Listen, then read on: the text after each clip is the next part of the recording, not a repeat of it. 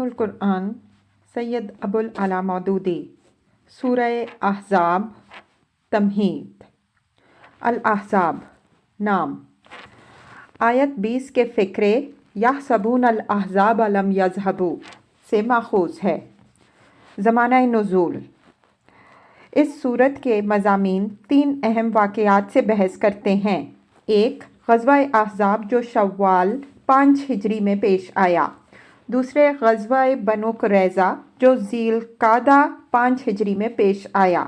تیسرے، حضرت زینب رضی اللہ عنہا سے نبی صلی اللہ علیہ وسلم کا نکاح جو اسی سال ذی القعدہ میں ہوا۔ ان تاریخی واقعات سے سورت کا زمانہ نزول ٹھیک متعین ہو جاتا ہے۔ تاریخی پس منظر: جنگ احد شوال 3 ہجری میں نبی صلی اللہ علیہ وسلم کے مقرر کیے ہوئے تیر اندازوں کی غلطی سے لشکر اسلام کو جو شکست نصیب ہوئی تھی، اس کی وجہ سے مشرکین عرب، یہود اور منافقین کی ہمتیں بہت بڑھ گئی تھیں اور انہیں امید بند چلی تھی کہ وہ اسلام اور مسلمانوں کا قلع کما کرنے میں کامیاب ہو جائیں گے۔ ان بڑھتے ہوئے حوصلوں کا اندازہ ان واقعات سے ہو سکتا ہے جو احد کے بعد پہلے ہی سال میں پیش آئے۔ جنگ احد پر 2 مہینوں سے زیادہ نہ گزرے تھے کہ نجد کے قبیلہ بنی اسد نے مدینہ طیبہ پر چھاپا مارنے کی تیاریاں کیں اور نبی صلی اللہ علیہ وسلم کو ان کی روک تھام کے لیے سرایہ ابو سلمہ بھیجنا پڑا۔ اصطلاح میں سرایہ اس فوجی مہم کو کہتے ہیں جس میں نبی صلی اللہ علیہ وسلم خود شریک نہ ہوتے تھے، اور غزوہ اس جنگ یا مہم کو کہا جاتا ہے جس میں حضور صلی اللہ علیہ وسلم خود قیادت فرماتے تھے۔ پھر صفر 4 ہجری میں قبائل ازل اور قارہ نے حضور صلی اللہ علیہ وسلم سے چند آدمی مانگے تاکہ وہ ان کے علاقے میں جا کر لوگوں کو دین اسلام کی تعلیم دیں۔ حضور صلی اللہ علیہ وسلم نے 6 اصحاب کو ان کے ساتھ کر دیا، مگر رجی، جدہ اور رابغ کے درمیان پہنچ کر وہ لوگ قبیلہ حزیل کے کفار کو ان بے بس مبلغین پر چڑھا لائے۔ ان میں سے 4 کو قتل کر دیا گیا اور 2 صاحبوں حضرت خبیب بن عدی رضی اللہ عنہ اور حضرت زید بن الدنسہ رضی اللہ عنہ کو لے جا کر مکہ معظمہ میں دشمنوں کے ہاتھ فروخت کر دیا۔ پھر اسی ماہ صفر میں بنی عامر کے ایک سردار کی درخواست پر حضور صلی اللہ علیہ وسلم نے ایک اور تبلیغی وفد جو 40 یا بقول بعض 70 انصاری نوجوانوں پر مشتمل تھا نجد کی طرف روانہ کیا، مگر ان کے ساتھ بھی غداری کی گئی اور بنو سلیم کے قبائل اسیہ اور رعل اور ذکوان نے بئر معونہ کے مکان پر اچانک نرغہ کر کے ان سب کو قتل کر دیا۔ اسی دوران میں مدینے کا یہودی قبیلہ بنو نذیر دلیر ہو کر مسلسل بدعہدیاں کرتا رہا، یہاں تک کہ ربیع الاول 4 ہجری میں اس نے خود نبی صلی اللہ علیہ وسلم کو شہید کرنے کی سازش تک کر ڈالی۔ پھر جمادی الاولیٰ 4 ہجری میں بنو غطفان کے 2 قبیلوں بنو سالبہ اور بنو محارب نے مدینے پر حملے کی تیاریاں کی اور حضور صلی اللہ علیہ وسلم کو خود ان کی روک تھام کے لیے جانا پڑا۔ اس طرح جنگ احد کی شکست سے جو ہوا اکھڑی تھی وہ مسلسل 7-8 مہینے تک اپنا رنگ دکھاتی رہی، لیکن وہ صرف محمد صلی اللہ علیہ وسلم کا عزم و تدبر اور صحابہ کرام رضی اللہ عنہم اجمعین کا جذبہ فداکاری تھا جس نے تھوڑی مدت کے اندر ہی حالات کا رخ بدل کر رکھ دیا۔ عربوں کے معاشی مقاطعے نے اہل مدینہ کے لیے جینا دشوار کر رکھا تھا۔ گرد و پیش کے تمام مشرک قبائل چیرہ دست ہو رہے تھے۔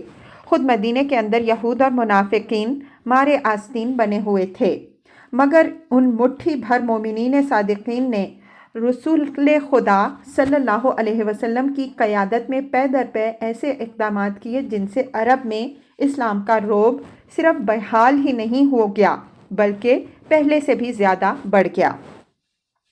جنگ احزاب سے پہلے کے غزوات: ان میں سے اولین اقدام وہ تھا جو جنگ احد کے فوراً بعد کیا گیا۔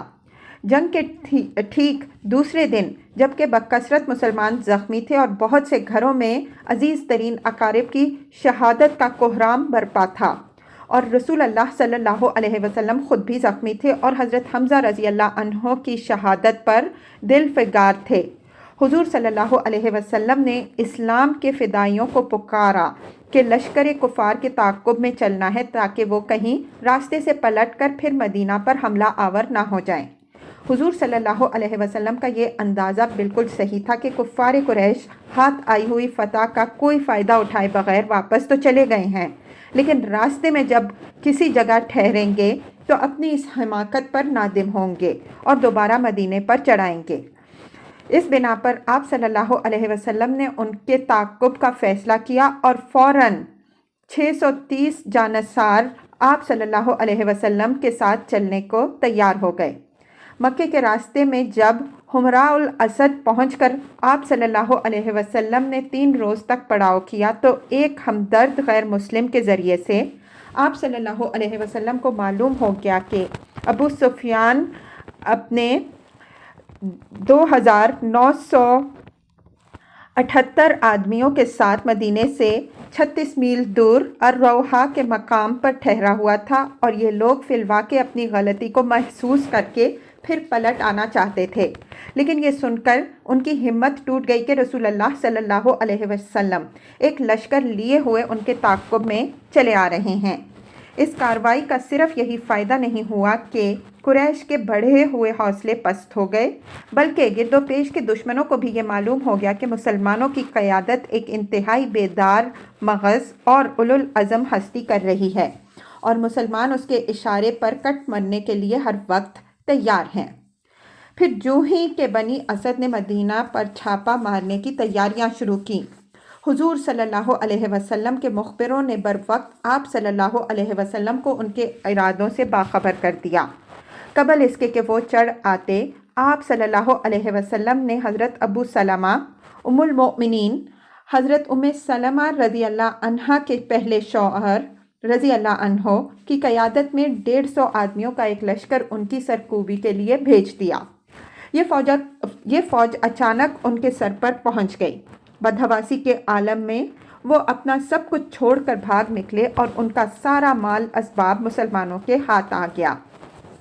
اس کے بعد بنی نذیر کی باری آئی۔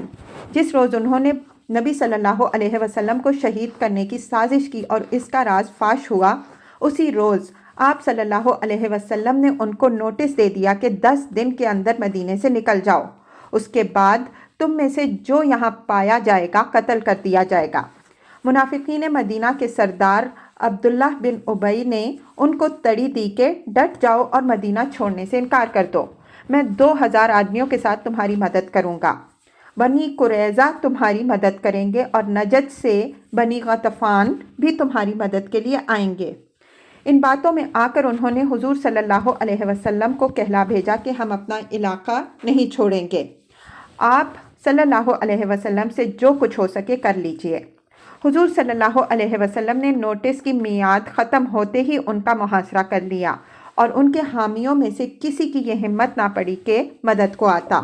آخر کار انہوں نے اس شرط پر ہتھیار ڈال دیے کہ ان میں سے ہر 3 آدمی ایک اونٹ پر جو کچھ لاد کر لے جا سکیں لے جائیں گے اور باقی سب کچھ مدینہ ہی میں چھوڑ جائیں گے۔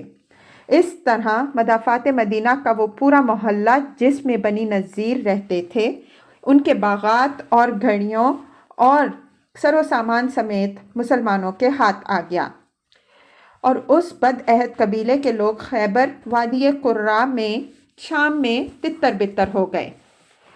پھر آپ صلی اللہ علیہ وسلم نے بنی غطفان کی طرف توجہ کی جو مدینہ پر حملہ آور ہونے کے لیے پر تول رہے تھے۔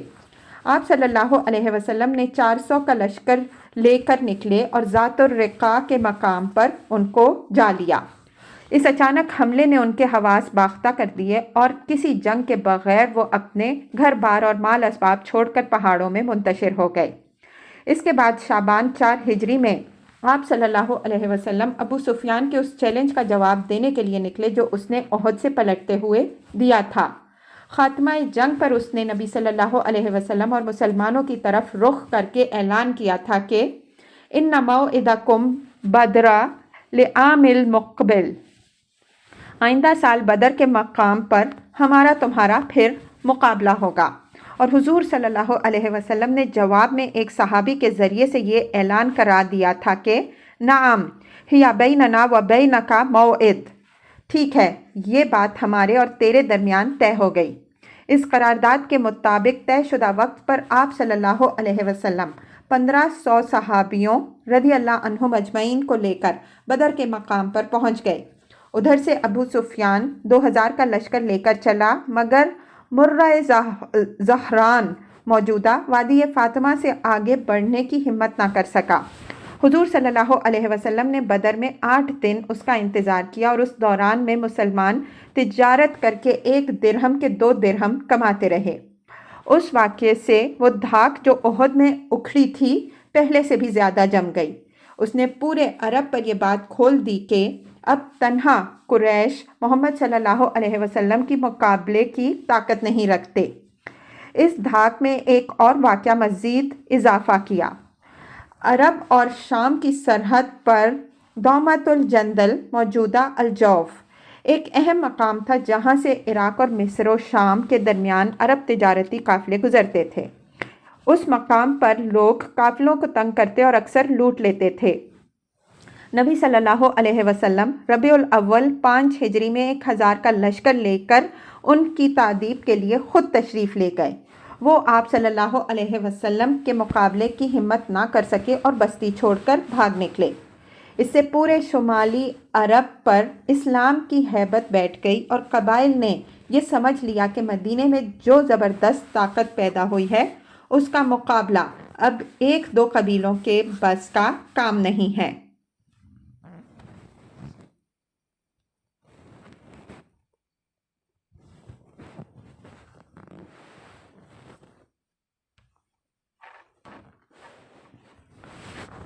ग़ज़वा-ए अहज़ाब, ये हालात थे जिनमें ग़ज़वा-ए अहज़ाब पेश आया।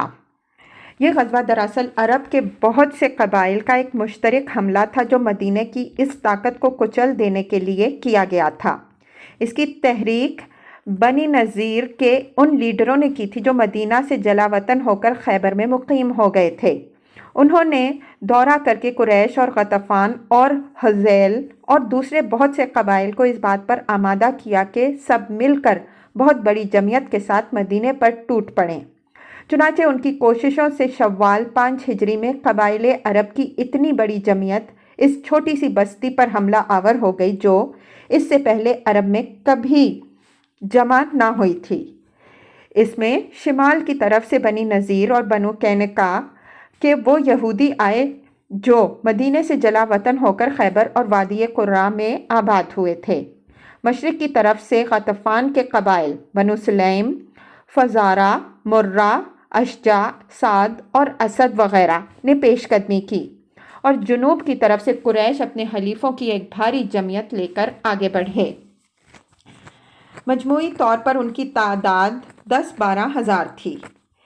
ये हमला अगर अचानक होता तो सख्त तबाहकुन होता, लेकिन नबी सल्लल्लाहु अलैहि वसल्लम मदीना तैयबा में बेखबर बैठे हुए ना थे, बल्कि आप सल्लल्लाहु अलैहि वसल्लम के ख़बर रसां और तहरीक इस्लामी के हमदर्द और मुतासिरीन जो तमाम कबाइल में मौजूद थे, आप सल्लल्लाहु अलैहि वसल्लम को दुश्मनों की नक्लो हरकत से बराबर मुत्तला करते रहते थे। ये कौम परस्त जत्थों के मुकाबले में एक नज़रियाती तहरीक की फ़ौक़ियत का एक अहम सबब होता है। कौम परस्त जत्थे सिर्फ़ अपनी कौम के अफराद की ताईद व हमियत ही पर इन्हिसार रखते हैं, लेकिन एक उसूली और नज़रियाती तहरीक अपनी दावत से हर सिमत में बढ़ती है और ख़ुद उन जत्थों के अंदर से अपने हामी निकाल लाती है। कबल इसके कि ये जम्मे गफ़ीर आप सल्लल्लाहु अलैहि वसल्लम के शहर पहुंचता, आप सल्लल्लाहु अलैहि वसल्लम ने 6 दिन के अंदर मदीना के शिमाल गुरबी रुख पर एक खंदक खुदवा ली और कोहे सला को पुश्त पर लेकर 3000 फ़ौज के साथ खंदक की पनाह में मुदाफ़ियत के लिए तैयार हो गए। मदीना के जुनूब में बागात उस कसरत से थे और अब भी हैं کہ اس جانب سے حملہ اس پر نہ ہو سکتا تھا۔ مشرق میں حرات لاوے کی چٹانیں ہیں جن پر سے کوئی اجتماعی فوج کشی آسانی کے ساتھ نہیں ہو سکتی۔ یہی کیفیت مغربی جنوب گوشے کی ہے، اس لیے حملہ صرف احد کے مشرقی اور مغربی گوشوں سے ہو سکتا تھا، اور اسی جانب حضور صلی اللہ علیہ وسلم نے خندق کھدوا کر شہر کو محفوظ کر لیا۔ یہ چیز سرے سے کفار کے جنگی نقشے میں تھی ہی نہیں کہ انہیں مدینہ کے باہر خندق سے سابقہ پیش آئے گا، کیونکہ اہل عرب اس طریقے دفاع سے ناآشنا تھے۔ چنانچہ انہیں جاڑے کے زمانے میں ایک طویل محاصرے کے لیے تیار ہونا پڑا، جس کے لیے وہ گھروں سے تیار ہو کر نہ آئے تھے۔ اس کے بعد کفار کے لیے صرف ایک ہی تدبیر باقی رہ گئی تھی، اور وہ یہ کہ بنی قریظہ کے یہودی قبیلے جو غداری پر آمادہ کریں، جو مدینہ طیبہ کے جنوب مشرقی گوشے میں رہتا تھا۔ چنانچہ اس قبیلے سے مسلمانوں کا باقاعدہ حلیفانہ معاہدہ تھا، جس کی روح سے مدینہ پر حملہ ہونے کی صورت میں وہ مسلمانوں کے ساتھ مل کر مدافعت کرنے کا پابند تھا۔ اس لیے مسلمانوں نے اس کی طرف سے بے فکر ہو کر اپنے بال بچے ان گڑھیوں میں بھجوا دیے تھے جو بنو قریظہ کی جانب تھیں۔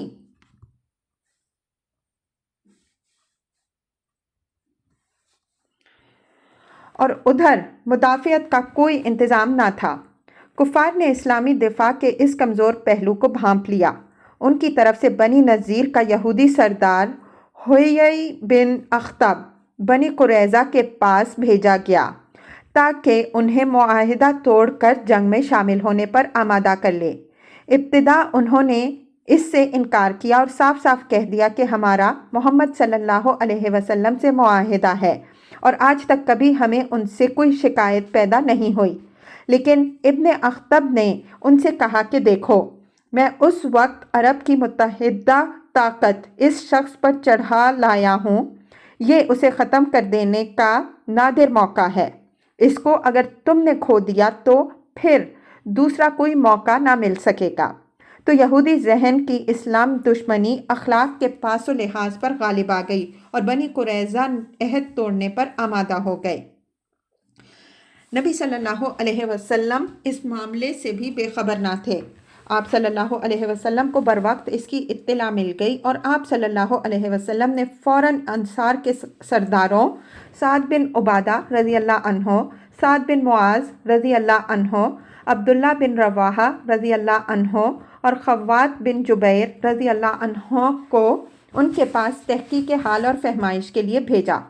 چلتے وقت آپ صلی اللہ علیہ وسلم نے ان کو ہدایت فرمائی کہ اگر بنی قریظہ عہد پر قائم رہیں تو آ کر سارے لشکر کے سامنے علل اعلان یہ خبر سنا دینا، لیکن اگر وہ نقص عہد پر مصر ہوں تو صرف مجھ کو اشارتاً اس کی اطلاع دے دینا، تاکہ عام مسلمان یہ بات سن کر پست ہمت نہ ہو جائیں۔ یہ حضرات وہاں پہنچے تو بنی قریظہ کو پوری خباثت پر آمادہ پایا، اور انہوں نے برملا ان سے کہہ دیا کہ لا عقد بیننا و بین محمد ولا عہد، ہمارے اور محمد صلی اللہ علیہ وسلم کے درمیان کوئی عہد و پیمان نہیں ہے۔ اس جواب کو سن کر وہ لشکر اسلام میں واپس آئے اور اشارتاً حضور صلی اللہ علیہ وسلم سے عرض کر دیا۔ عدل و قارا، یعنی قبیلہ عدل اور قارا نے رجی کے مقام پر مبلغین اسلام کے وفد سے جو غداری کی تھی وہی کچھ اب بنی قریظہ کر رہے ہیں۔ یہ خبر بہت جلدی مدینہ کے مسلمانوں میں پھیل گئی، اور ان کے اندر اس سے سخت اضطراب پیدا ہو گیا، کیونکہ اب وہ دونوں طرف سے گھیرے میں آ گئے تھے، اور ان کے شہر کا وہ حصہ خطرے میں پڑ گیا تھا جدھر دفاع کا بھی کوئی انتظام نہ تھا، اور سب کے بال بچے بھی اسی جانب تھے۔ اس پر منافقین کی سرگرمیاں اور تیز ہو گئیں، اور انہوں نے اہل ایمان کے حوصلے پست کرنے کے لیے طرح طرح کے نفسیاتی حملے شروع کر دیے۔ کسی نے کہا ہم سے وعدے تو کیسر و کسریٰ کے ملک فتح ہو جانے کے کیے جا رہے تھے، اور حال یہ ہے کہ ہم رفع حاجت کے لیے بھی نہیں نکل سکتے۔ کسی نے یہ کہہ کر خندق کے محاذ سے رخصت مانگی کہ اب تو ہمارے گھر ہی خطرے میں پڑ گئے ہیں، ہمیں جا کر ان کی حفاظت کرنی ہے۔ کسی نے یہاں تک خفیہ پروپیگنڈا شروع کر دیا کہ حملہ آوروں سے اپنا معاملہ درست کر لو اور محمد صلی اللہ علیہ وسلم کو ان کے حوالے کر دو۔ یہ ایسی شدید آزمائش کا وقت تھا جس میں ہر اس شخص کا پردہ فاش ہو گیا جس کے دل میں ذرہ برابر بھی نفاق موجود تھا۔ صرف صادق و مخلص اہل ایمان ہی تھے جو اس کڑے وقت میں بھی فداکاری کے عزم پر ثابت قدم رہے۔ نبی صلی اللہ علیہ وسلم نے اس نازک موقع پر بنی غطفان سے صلح کی بات چیت شروع کر دی اور ان کو اس بات پر آمادہ کرنا چاہا کہ مدینہ کے پھلوں کی پیداوار کا تیسرا حصہ لے کر واپس چلے جائیں۔ لیکن جب انصار کے سرداروں سعد بن عبادہ رضی اللہ عنہ اور سعد بن معاذ رضی اللہ عنہ سے آپ صلی اللہ علیہ وسلم نے ان شرائط صلح کے متعلق مشورہ طلب کیا تو انہوں نے عرض کیا، یا رسول اللہ صلی اللہ علیہ وسلم، یہ آپ صلی اللہ علیہ وسلم کی خواہش ہے کہ ہم ایسا کریں یا یہ اللہ کا حکم ہے کہ ہمارے لیے اسے قبول کرنے کے سوا کوئی چارہ نہیں ہے، یا آپ صلی اللہ علیہ وسلم صرف ہمیں بچانے کے لیے یہ تجویز فرما رہے ہیں؟ آپ صلی اللہ علیہ وسلم نے جواب دیا، میں صرف تم لوگوں کو بچانے کے لیے ایسا کر رہا ہوں کیونکہ میں دیکھ رہا ہوں کہ سارا عرب متحد ہو کر تم پر پل پڑا ہے۔ میں چاہتا ہوں کہ ان کو ایک دوسرے سے توڑ دوں۔ اس پر دونوں سرداروں نے بالاتفاق کہا کہ اگر آپ صلی اللہ علیہ وسلم ہماری خاطر یہ معاہدہ کر رہے ہیں تو اسے ختم کر دیجئے۔ یہ قبیلے ہم سے اس وقت بھی ایک حبہ خراج کے طور پر کبھی نہ لے سکے تھے جب ہم مشرک تھے، اور اب تو اللہ اور اس کے رسول صلی اللہ علیہ وسلم پر ایمان لانے کا شرف ہمیں حاصل ہے۔ کیا اب یہ ہم سے خراج لیں گے؟ ہمارے اور ان کے درمیان اب صرف تلوار ہے، یہاں تک کہ اللہ ہمارا اور ان کا فیصلہ کر دے۔ یہ کہہ کر انہوں نے معاہدے کے اس مسودے کو چاک کر دیا جس پر ابھی فریقین کے دستخط نہ ہوئے تھے۔ اسی دوران میں قبیلہ غطفان کی شاخ اشجع کے ایک صاحب نعیم بن مسعود رضی اللہ عنہ مسلمان ہو کر حضور صلی اللہ علیہ وسلم کے پاس حاضر ہوئے اور عرض کیا کہ ابھی تک کسی کو بھی میرے قبول اسلام کا علم نہیں ہے۔ آپ مجھ سے اس وقت جو خدمت لینا چاہیں میں اسے انجام دے سکتا ہوں۔ حضور صلی اللہ علیہ وسلم نے فرمایا، تم جا کر دشمنوں میں پھوٹ ڈالنے کی کوئی تدبیر کرو۔ اسی موقع پر حضور صلی اللہ علیہ وسلم نے فرمایا، الحرب خداع، یعنی جنگ میں دھوکہ دینا جائز ہے۔ چنانچہ وہ پہلے بنی قریظہ کے پاس گئے جن سے ان کا بہت میل جول تھا، اور ان سے کہا کہ قریش اور غطفان تو محاصرے سے تنگ آ کر واپس بھی جا سکتے ہیں، ان کا کچھ نہ بگڑے گا، مگر تمہیں مسلمانوں کے ساتھ اسی جگہ رہنا ہے۔ وہ لوگ اگر چلے گئے تو تمہارا کیا بنے گا؟ میری رائے یہ ہے کہ تم اس وقت تک جنگ میں حصہ نہ لو جب تک ان باہر سے آئے ہوئے قبائل کے چند نمایاں آدمی تمہارے پاس یرغمال کے طور پر نہ بھیج دیے جائیں۔ یہ بات بنی قریظہ کے دل میں اتر گئی اور انہوں نے متحدہ محاذ کے قبائل سے یرغمال کی طلب کرنے کا فیصلہ کیا۔ پھر یہ صاحب قریش اور غطفان کے سرداروں کے پاس گئے اور ان سے کہا کہ بنی قریظہ کچھ ڈھیلے پڑتے نظر آتے ہیں، بعید نہیں کہ وہ تم سے یرغمال کے طور پر کچھ آدمی مانگیں اور انہیں محمد صلی اللہ علیہ وسلم کے حوالے کر کے اپنا معاملہ صاف کر لیں، اس لیے ذرا ان کے ساتھ ہوشیاری سے معاملہ کرنا۔ اس سے متحدہ محاذ کے لیڈر بنی قریظہ کی طرف سے کھٹک گئے اور انہوں نے قرظی سرداروں کو پیغام بھیجا کہ اس طویل محاصرے سے اب ہم تنگ آ گئے ہیں، اب ایک فیصلہ کن لڑائی ہو جانی چاہیے۔ کل تم ادھر سے حملہ کرو اور ہم ادھر سے یکبارگی مسلمانوں پر ٹوٹ پڑتے ہیں۔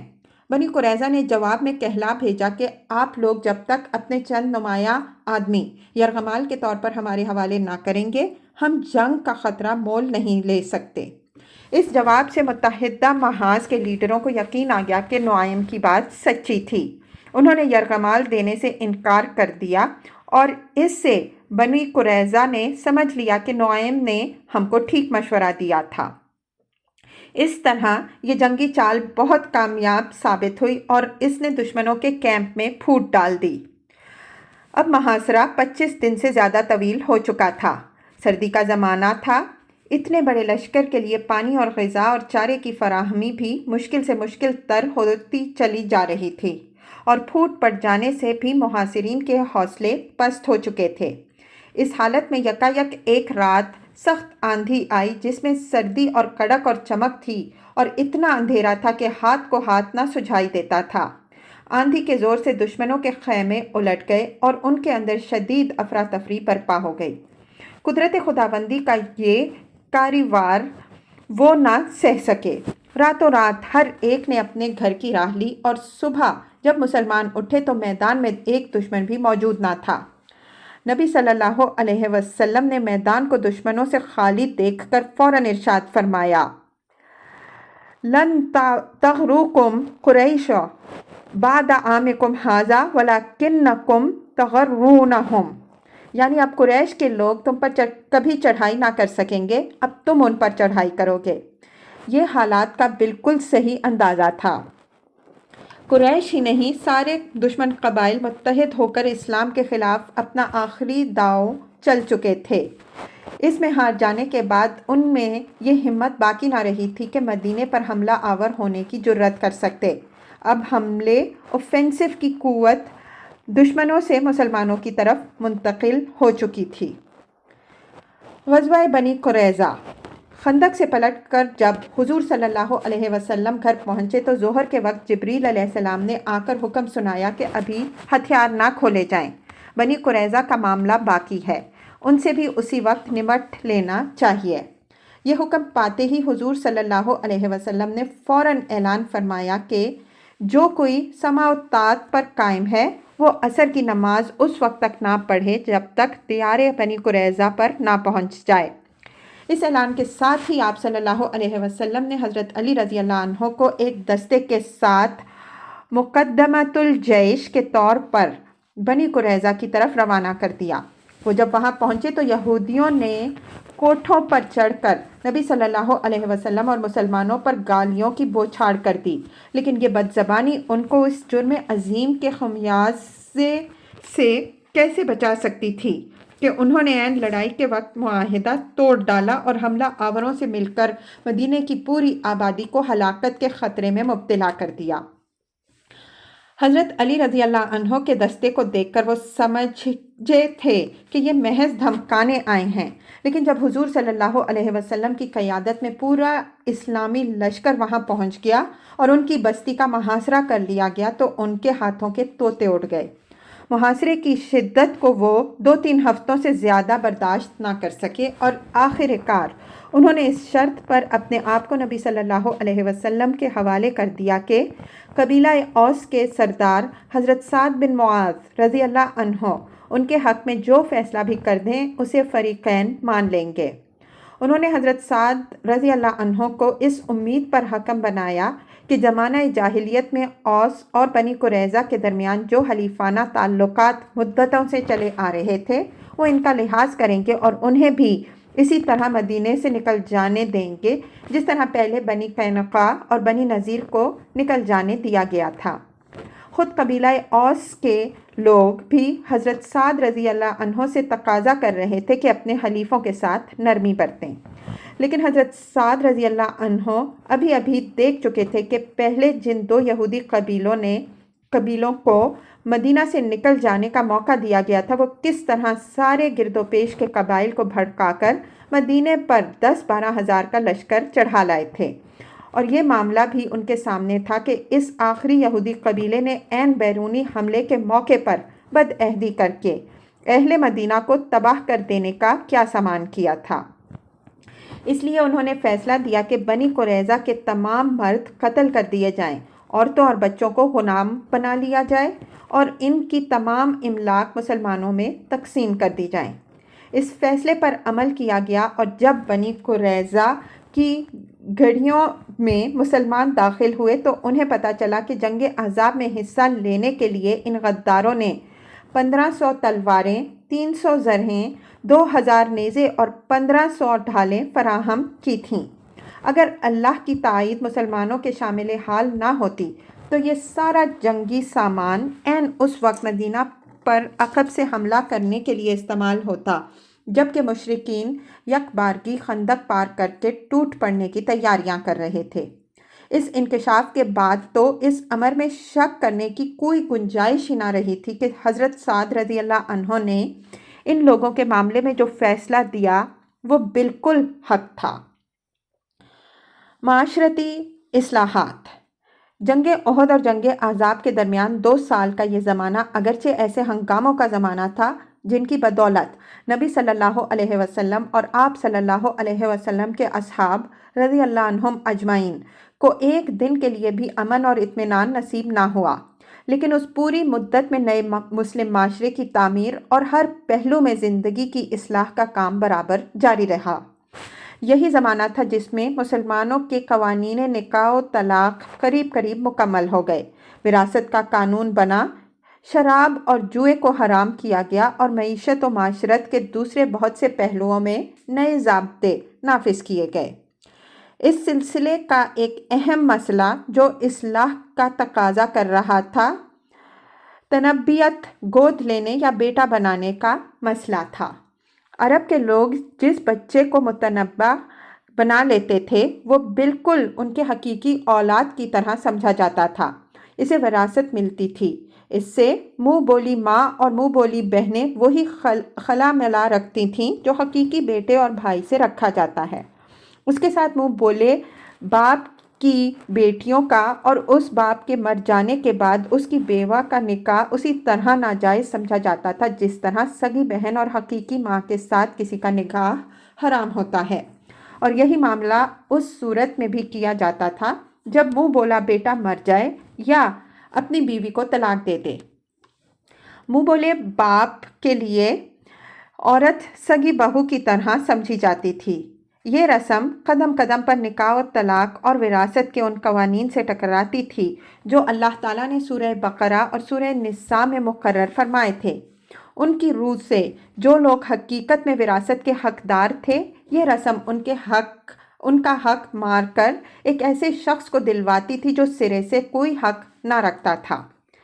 ان کی روح سے جن عورتوں اور مردوں کے درمیان رشتہ نکاح حلال تھا، یہ رسم ان کے باہمی نکاح کو حرام کرتی تھی، اور سب سے زیادہ یہ کہ اسلامی قانون جن بد اخلاقیوں کا سد باب کرنا چاہتا تھا، یہ رسم ان کے پھیلنے میں مددگار تھی، کیونکہ رسم کے طور پر منہ بولے رشتے میں کتنا ہی تقدس پیدا کر دیا جائے، بہرحال منہ بولی ماں، منہ بولی بہن اور منہ بولی بیٹی حقیقی ماں، حقیقی بہن اور حقیقی بیٹی کی طرح نہیں ہو سکتی۔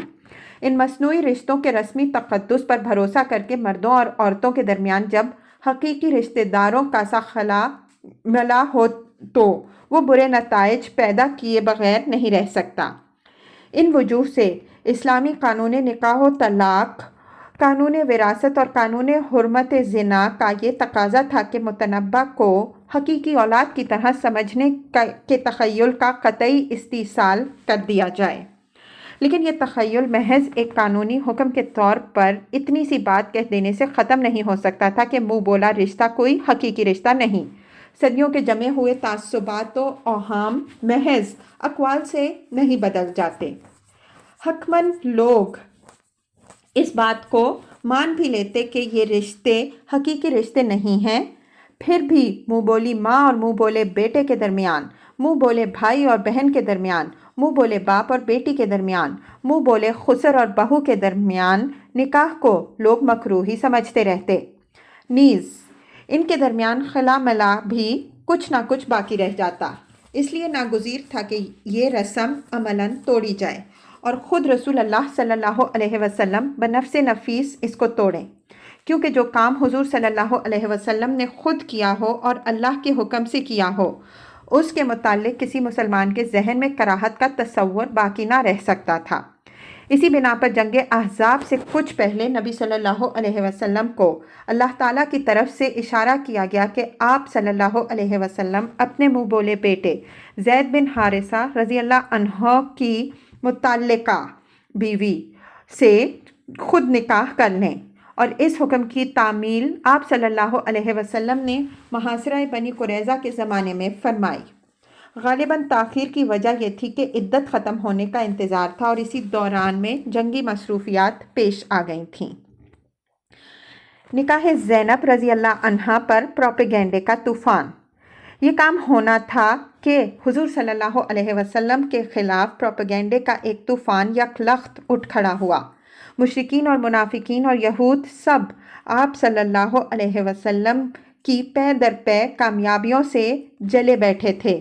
احد کے بعد احزاب اور بنی قریظہ تک 2 سال کی مدت میں جس طرح وہ زک پر زک اٹھائے چلے گئے تھے، اس کی وجہ سے ان کے دلوں میں آگ لگ رہی تھی۔ وہ اس بات سے بھی مایوس ہو چکے تھے کہ وہ کھلے میدان میں لڑ کر کبھی آپ صلی اللہ علیہ وسلم کو زیر کر سکیں۔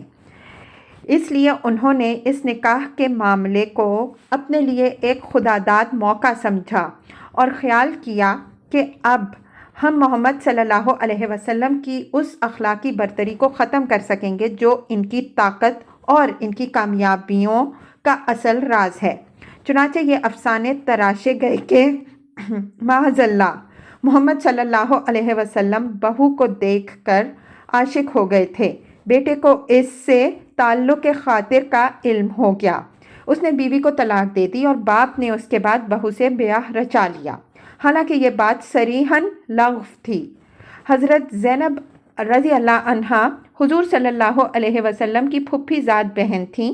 بچپن سے جوانی تک ان کی ساری عمر آپ صلی اللہ علیہ وسلم کے سامنے گزری تھی۔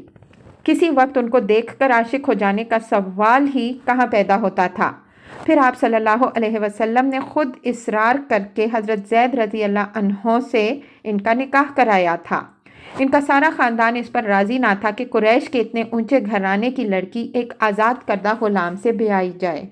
خود حضرت زینب رضی اللہ عنہا بھی اس رشتے سے ناخوش تھی، مگر حضور صلی اللہ علیہ وسلم کے حکم سے سب مجبور ہو گئے اور حضرت زید رضی اللہ عنہ کے ساتھ ان کی شادی کر کے عرب میں اس امر کی پہلی مثال پیش کر دی گئی کہ اسلام ایک آزاد کردہ غلام کو اٹھا کر شرفائے قریش کے برابر لے آیا ہے۔ اگر فی الواقع حضور صلی اللہ علیہ وسلم کا کوئی میلان حضرت زینب رضی اللہ عنہا کی جانب ہوتا تو زید بن حارثہ رضی اللہ عنہ سے ان کا نکاح کرنے کی ضرورت ہی کیا تھی؟ آپ صلی اللہ علیہ وسلم خود ان سے نکاح کر سکتے تھے، لیکن بے حیا مخالفین نے ان سارے حقائق کے موجود ہوتے یہ عشق کے افسانے تصنیف کیے، خود نمک مرچ لگا کر ان کو پھیلایا اور اس پروپیگنڈے کا سور اس زور سے پھونکا کہ خود مسلمانوں کے اندر بھی ان کی گھڑی ہوئی روایات پھیل گئیں۔ پردے کے ابتدائی احکام۔ یہ بات کہ دشمنوں کی تصنیف کیے ہوئے یہ افسانے مسلمانوں کی زبانوں پر چڑھنے سے بھی نہ روکے۔ اس امر کی کھلی ہوئی علامت تھی کہ معاشرے میں شہوانیت کا عنصر حد اعتدال سے بڑھا ہوا تھا۔ یہ خرابی اگر موجود نہ ہوتی تو ممکن نہ تھا کہ ذہن ایسی پاک ہستی کے متعلق ایسے بے سر و پا اور اس قدر گھناؤنے افسانوں کی طرف ادنیٰ التفات بھی کرتے، کجا کے زبانیں ان کو دہرانے لگتیں۔ یہ ٹھیک موقع تھا جب کہ اسلامی معاشرے میں ان اصلاحی احکام کے نفاذ کی ابتدا کی گئی جو حجاب، پردے کے عنوان سے بیان کیے جاتے ہیں۔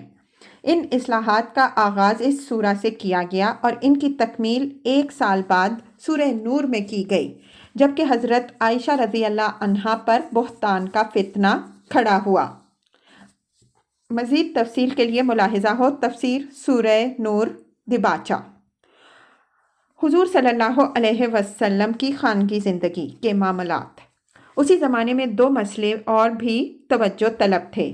اگرچہ بظاہر ان کا تعلق نبی صلی اللہ علیہ وسلم کی خانگی زندگی سے تھا، مگر جو ذات اپنی جان خدا کے دین کو پروان چڑھوانے کے لیے کھپا رہی تھی اور ہمہ تن اس کار عظیم میں منہمک تھی، اس کے لیے خانگی زندگی کا سکون فراہم کرنا اور اس پر پریشانیوں سے بچانا اور اس کو لوگوں کے شکوک و شبہات سے محفوظ رکھنا بھی خود دین ہی کے مفاد کے لیے ضروری تھا۔ اس لیے اللہ تعالیٰ نے سرکاری طور پر ان 2 مسئلوں کو بھی اپنے ہاتھ میں لے لیا۔ پہلا مسئلہ یہ تھا کہ نبی صلی اللہ علیہ وسلم اس وقت مالی حیثیت سے انتہائی تنگ حال تھے۔ ابتدائی 4 سال تک تو آپ صلی اللہ علیہ وسلم کا کوئی ذریعہ آمدنی تھا ہی نہیں۔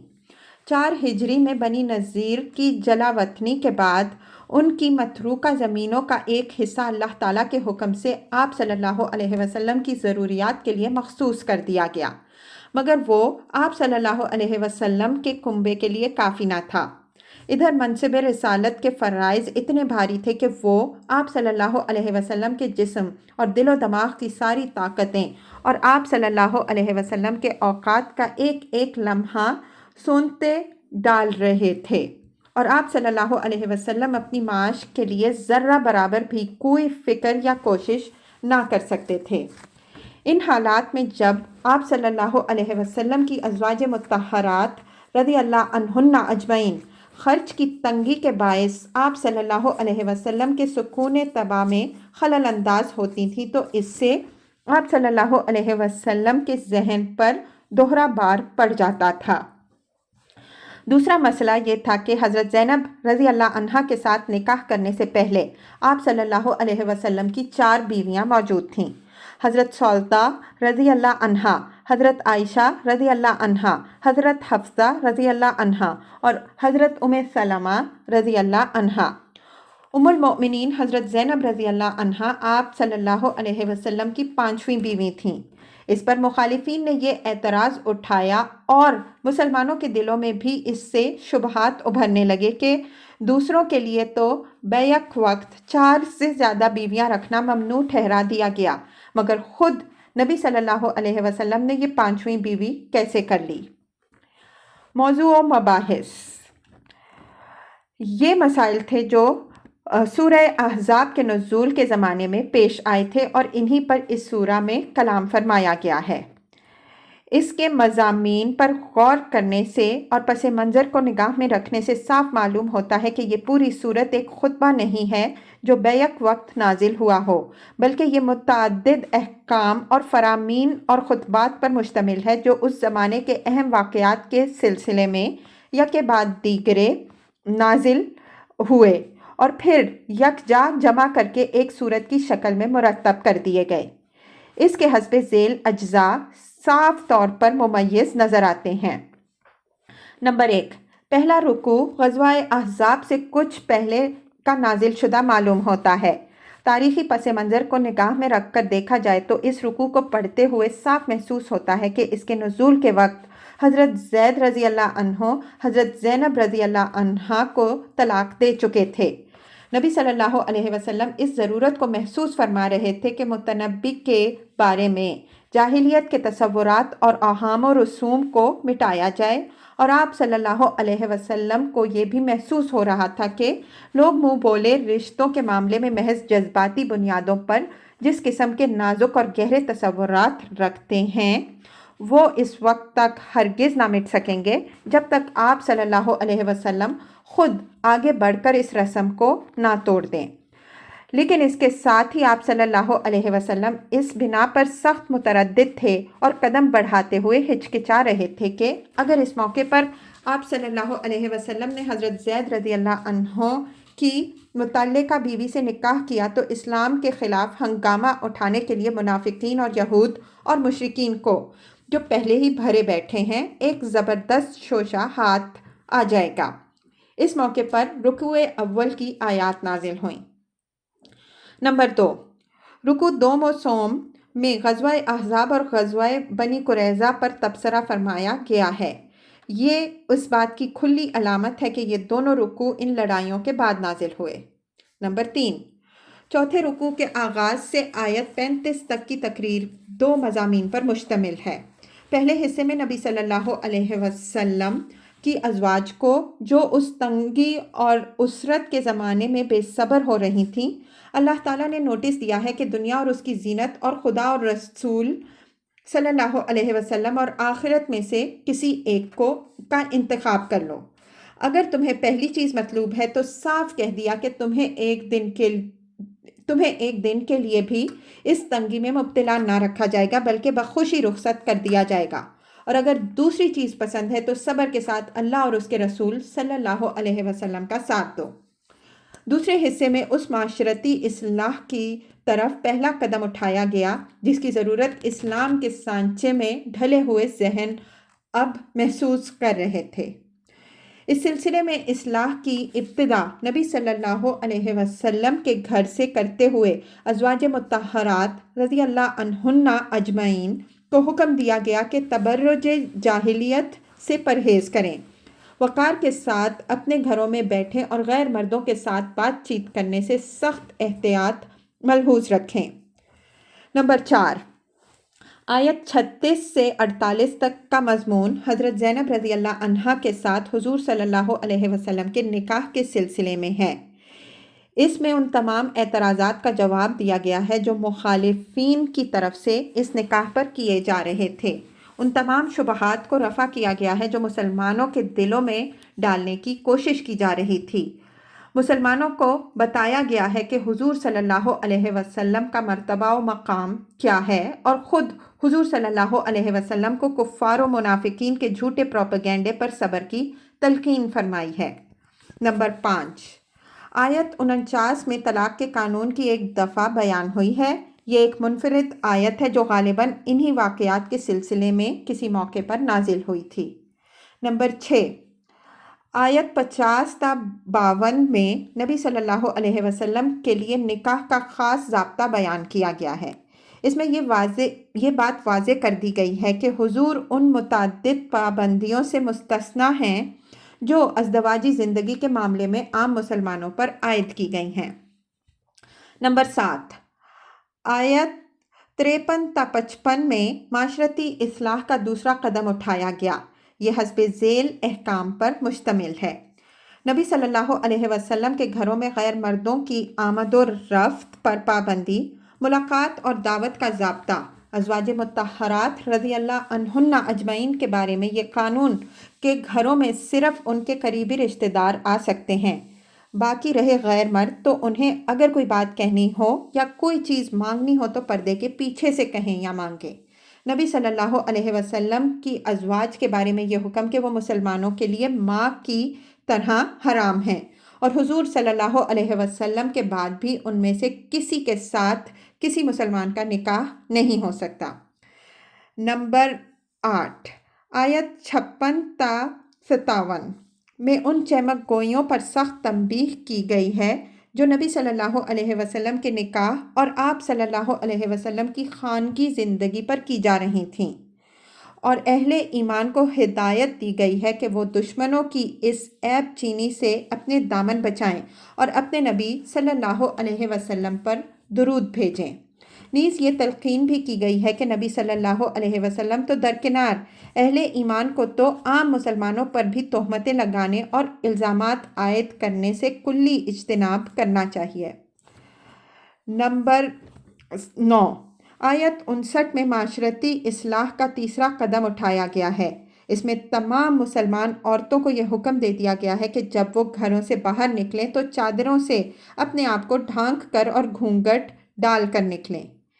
اس کے بعد آخر صورت تک افواہ بازی کی اس مہم وسپرنگ کیمپین پر سخت زجر و توبیخ کی گئی ہے جو منافقین اور سفہاء اور اراذل نے اس وقت برپا کر رکھی تھی۔